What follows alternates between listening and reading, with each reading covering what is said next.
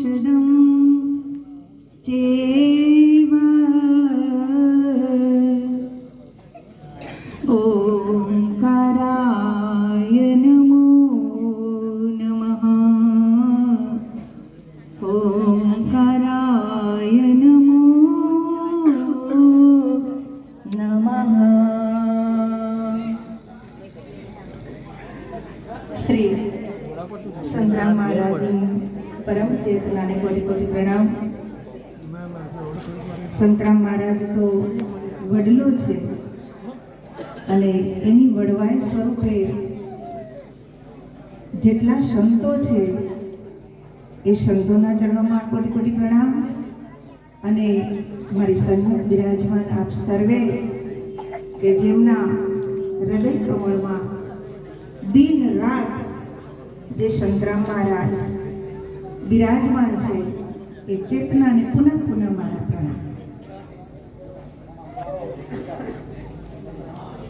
पूर्व वक्ता एवं भागवत कथाकार जी भगवान कृष्ण ने याद कर, पर हम सोचते हैं कि हमारा कृष्ण तो राधा लीला आधा है, तो 2 मिनट राधा जी ने याद करिए। बोलो राधा राधे कृष्ण राधे, बोलो राधे राधे कृष्ण राधे, बोलो राधे राधे कृष्ण राधे, बोलो राधे राधे कृष्ण राधे, बोलो राधे राधे कृष्ण राधे, बोलो राधे राधे कृष्ण राधे, बोलो राधे राधे कृष्ण राधे, राधे राधे कृष्ण राधे, बोली कृष्ण कन्हैया। तो बाप मारी जातने खूब भाग्यशाળી समझू छू के आ दिव्य અને ભવ્ય કદાચ સ્થળ આપણને એવું લાગે કે કોઈ આમ બેઠા છે, કોઈ આમ બેઠા છે, કોઈ આમ બેઠા છે, એક દિલથી જે આવા સત્કાર્યો થતા હોય અને એની અંદર કદાચ સંખ્યા ઓછી હોય, સ્પેસ ઓછી હોય, પણ જે દિલથી થતા હોય એ હંમેશા દિવ્ય અને ભવ્ય જ હોય। તો અહીંયા સંતરામ મહારાજ તો બાપ કેસર પકવીને ગયા છે અને કેસર છે ને એ દરેક ભૂમિની અંદર ન ઉગે, તો એમનું જે તપરૂપી કેસર જે પકવીને ગયા છે એ માત્ર ને માત્ર હવે મને ને તમને એ ભેગું કરવાનું છે, એ કેસરનો ઉપયોગ કરવાનો છે, પણ એ ક્યારે બને કે સતત એની અંદર આપણે સક્રિય બનવું પડે છે। આવા સંતો છે એ હંમેશા આપવા માટે બેઠા હોય છે, એની જોડી હંમેશા આપ સૌ માટે ખુલ્લી મૂકેલી હોય છે।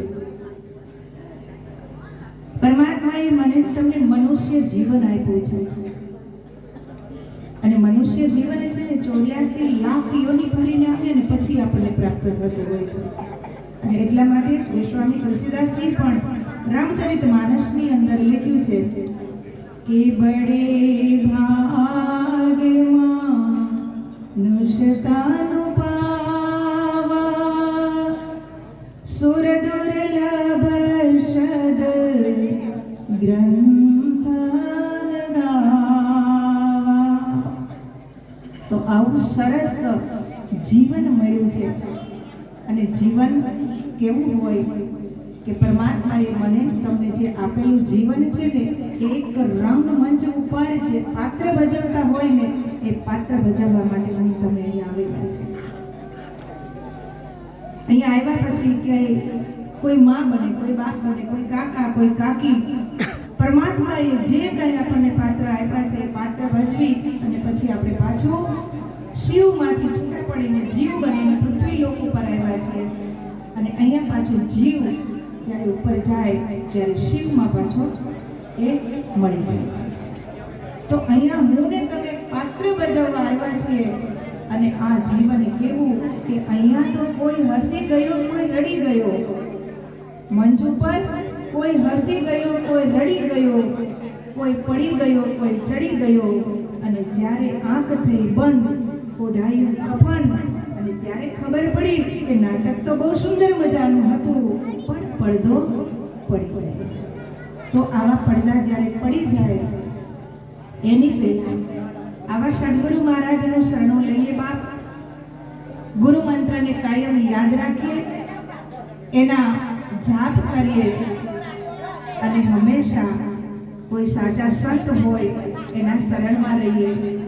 કોઈ સારા સદભાવવાળા કે જેના જીવન હંમેશા શ્રેષ્ઠ હોય એવાના શરણમાં રહીએ અને આપણું જે કંઈ બચેલું જીવન છે એને સાર્થક કરીએ.